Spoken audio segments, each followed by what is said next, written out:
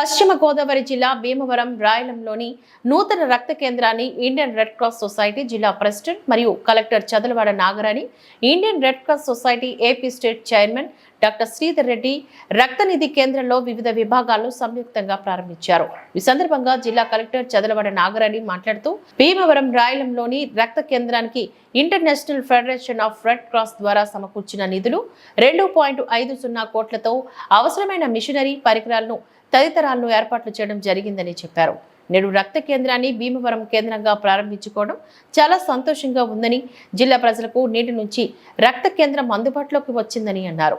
రక్త కేంద్రం ద్వారా రక్తం, దాని భాగాలను ఎర్ర రక్త కణాలు, ప్లేట్లెట్స్, ప్లాస్మాతో సహా పొందవచ్చని హితవు పలికారు. ఈ రక్త కేంద్రం ఏర్పాటుతో జిల్లాలోని మొత్తం 3 రక్త కేంద్రాలు అందుబాటులోకి వచ్చాయని తెలిపారు.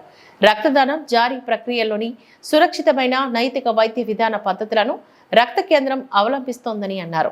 జిల్లాలోని రక్త లభ్యతను మెరుగుపరుస్తోందని, ముఖ్యంగా ప్రస్తుత రక్తం కొరత నేపథ్యంలో నరసాపురం తణుకులో ఇప్పటికే ఉన్న రెడ్ క్రాస్ రక్త కేంద్రాలకు అదనంగా ఇది ప్రజలకు సేవలు అందజేయడానికి దోహదపడుతుందని చెప్పారు. రక్తదానం చేయడం ద్వారా ప్రాణాలను రక్షించడంలో ప్రజలు తమ వంతు సహాయ సహకారాలు అందించాలి అంటూ కలెక్టర్ కోరారు. అందరికీ నమస్కారం అండి. ఈరోజు చాలా శుభదినం.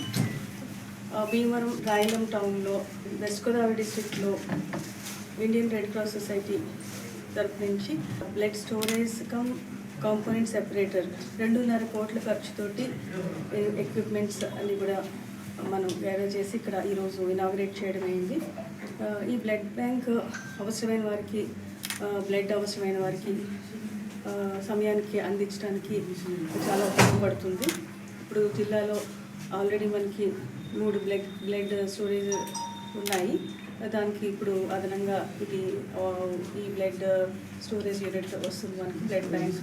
దీంతో బ్లడ్ రెడ్ బ్లడ్ సెల్స్ ఇక్కడ కేవలం బ్లడ్ బ్యాంక్ మాత్రమే కాకుండా ఇక్కడ బ్లీడింగ్ కూడా చేయడం జరుగుతుంది. Plus red blood cells, plasma, platelets కూడా ఇక్కడ అందించడం అవసరమైన పేషెంట్స్కి అందివ్వడం జరుగుతుంది. దీనికి ఇక్కడ ఇంత చక్కటి ఫెసిలిటీని భీమవరంలో అరేంజ్ చేయడానికి ఇక్కడ ఉన్న డోనర్స్ అందరూ కూడా సహకరించారు. అలాగే international federation of red cross, తర్వాత ఇండియన్ రెడ్